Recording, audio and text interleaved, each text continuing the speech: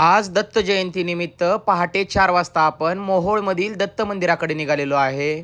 तर विद्युत रोषणाईने मंदिर अगदी गजबजून गेलेले आहे.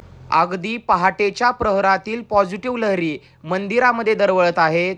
दत्तप्रभूंच्या समोरील फरशी स्वच्छ करून घेतली.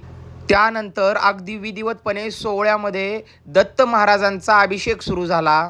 अगदी दत्तप्रभूंना दही, दूध, पंचामृत, मध तसेच सुगंधी द्रव्य देखील अर्पण करून घेतली.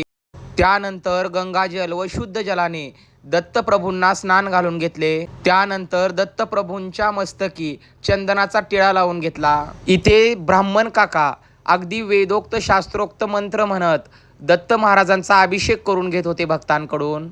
त्यानंतर दत्त महाराजांना शंखातील जलाने स्नान घालून घेतले. त्यानंतर दत्त महाराजांना चांदीचे अलंकार व आभूषणं घालण्यात आली.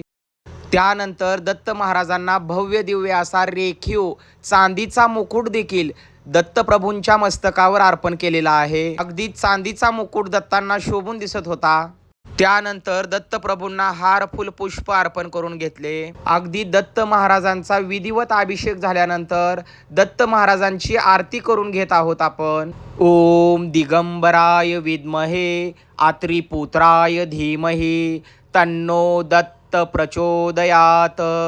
आरती करत असताना दत्त महाराजांच्या चेहऱ्यावर एक स्मित हास्य जाणवत होते. अगदी काही काळासाठी मूर्ती अगदी बोलकी झाली आहे असं जाणवत होतं. आरती झाल्यानंतर सर्वांनी मंत्र पुष्पांजली दत्तांना अर्पण करून घेतली.